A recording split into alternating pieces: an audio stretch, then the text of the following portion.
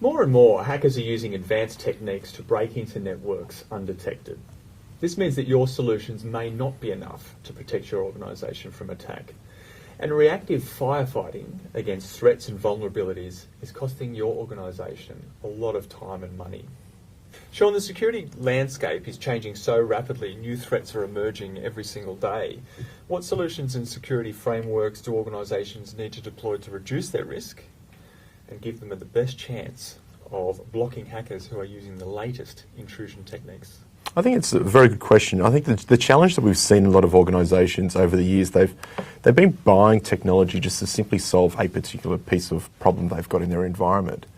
And from that, they've created these amazing security silos where information is pretty much kept each into their own individual security solution. So I think what we need to do is really start to understand, how does that threat come inside an environment? Typically, attackers today will start to go in through email. Then they'll start to go through the web because a user's actually starting to pull down some malicious code. Once that, insider is actually inside the environment, they then start to laterally spread. So what we need to be thinking about is, based on those types of techniques that are used, we need to start thinking about how do we share and disseminate that type of threat intelligence. That if I see something coming through email, I can share that with my web solution that's there. And then ultimately I can start to share that with my endpoints, the network, all the other devices and infrastructure that I've got in place to monitor and ultimately detect and stop these types of attackers that are taking place.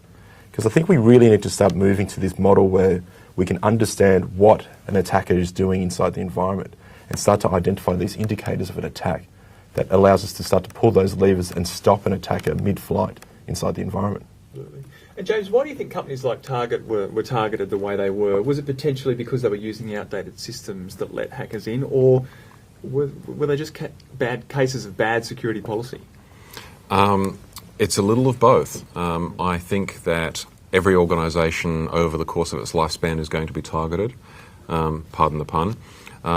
But what's going to make the difference is whether the organisation is the first one itself, as we said before, to identify that it's actually been hit. There's a lot of organisations out there that have been compromised and they just don't know it. And it's now up to a third party potentially to blow the whistle on them, or an insider or something of that sort. So organisations absolutely need to be getting serious about what is their role on the internet and how responsible are they going to be for their own security. And this leads into a very interesting conversation which is talking about cyber resilience at the layer of an ecosystem. Because, I've spoken to banking execs and they're going, it doesn't work for me if another big bank gets hit and mine's safe, because that undermines consumer confidence in all of us. We are all in this together. We do have a common enemy. And so information sharing at that security and threat level is vital. Is there anything you think they can learn from these big incidents? Yeah, absolutely. It'd be the first to work out what's actually going on in your organisation. Get involved in this thing. Using even executive level conversations. I mean, we were talking prior to the start of filming about cyber insurance. If the executive's coming down to the security team and asking about cyber insurance, then this is an opening, because the executive's showing that they're actually interested in how they're going to mitigate this particular threat. And insurance is not the way to do that, but it's showing that the executives are thinking about information assets and how they can go about protecting it. So it really is a case of use the opportunities.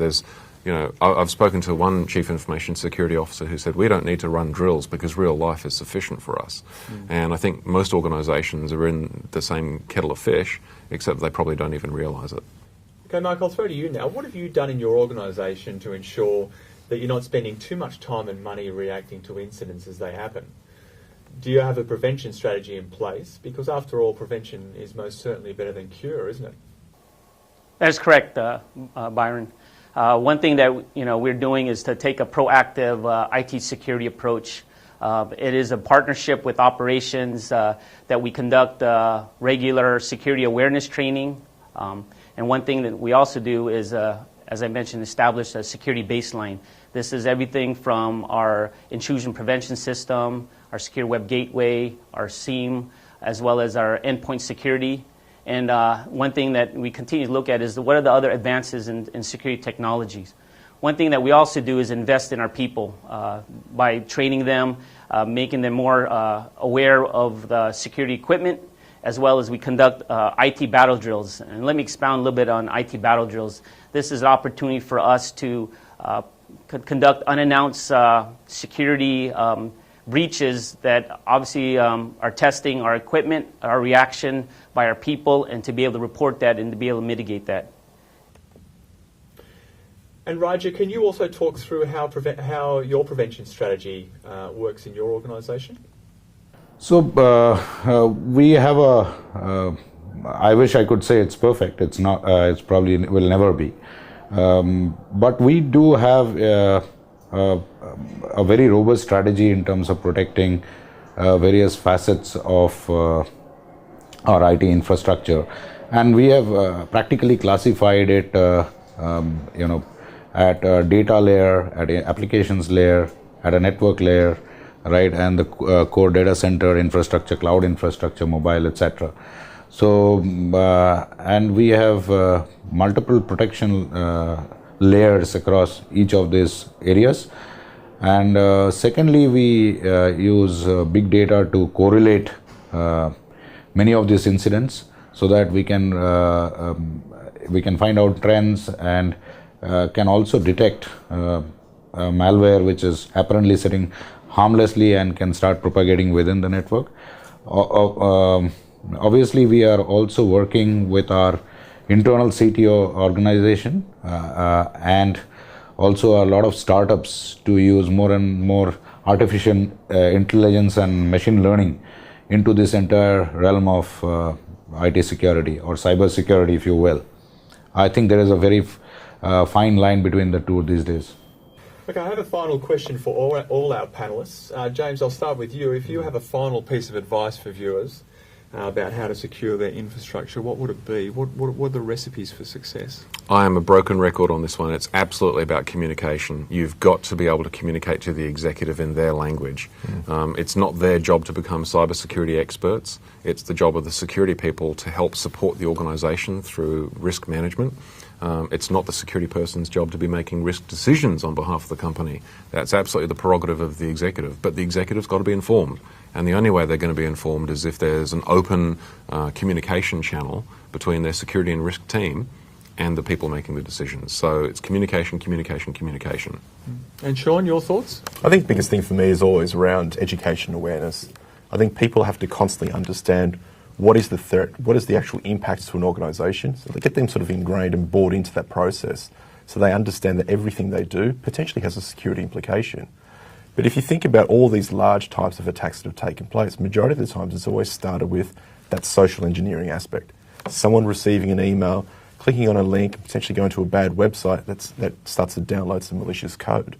Teach your users all around, how do we start to identify and stop that? Because the more people we can teach, the more we can start to stop a lot of these big targeted attacks. Absolutely.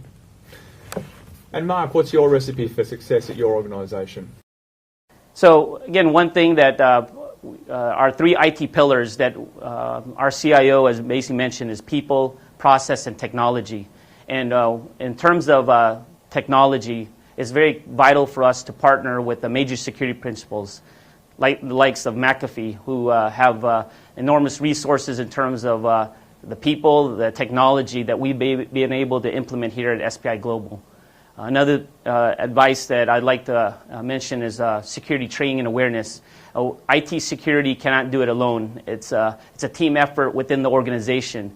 And with a supportive management team and various department heads, we've been successful enough to report that we have not had any major security incidences in the past time that myself and the CIO has been here. And then one thing is also to finally implement a comprehensive security plan. That's a defense in depth type of concept. Although one thing that we've done is to narrow it down to 2 or 3 security principles, because having too many spreads the IT security team kind of thin in terms of be able to monitor, administer, and be able to react to security breaches or incidences. Raja, last but definitely not least, talk to us about what your recipe for success is to secure your IT infrastructure at your organisation. I think this is an area where people need to invest because the cost of not investing and a breach could be very, very high, right? So my advice would be to actually look at what are the crown jewels within the organization, right? It could be in terms of your applications, data, it could be certain critical infrastructure, and keep on investing in those areas.